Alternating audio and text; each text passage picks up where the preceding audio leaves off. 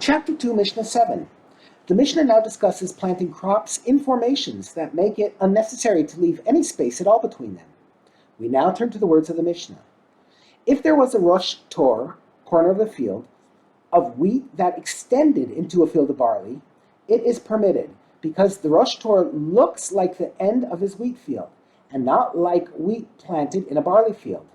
The previous case referred to two fields owned by the same person.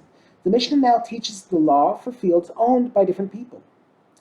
If his field is planted with wheat and his neighbor's field is planted with another kind of crop, and there is an empty space between them, it is permitted for him to place, i.e. plant, in the empty space next to his wheat the same kind of crop as the one growing in the neighbor's field, provided he plants this new crop all the way up to the border of his neighbor's field.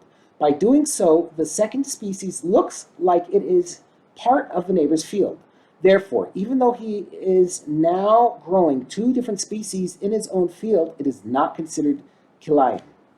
The Mishnah now teaches that a person may sometimes plant a completely different species in the empty space between his crop and his neighbor's crop. If his field is planted with wheat and his neighbor's field is also planted with wheat, he is permitted to place, i.e. plant in the empty space next to his wheat, a furrow of flax in order to test the soil to see whether it is suitable for growing flax. But he may not place a furrow of any other kind of species in that empty space.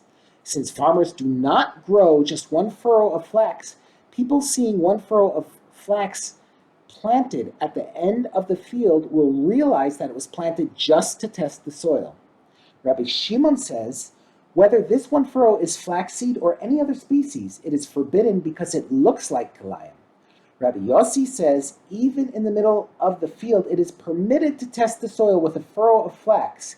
In his opinion, people seeing a furrow of flax, even in the middle of a field, will realize that it has been planted just to test the soil.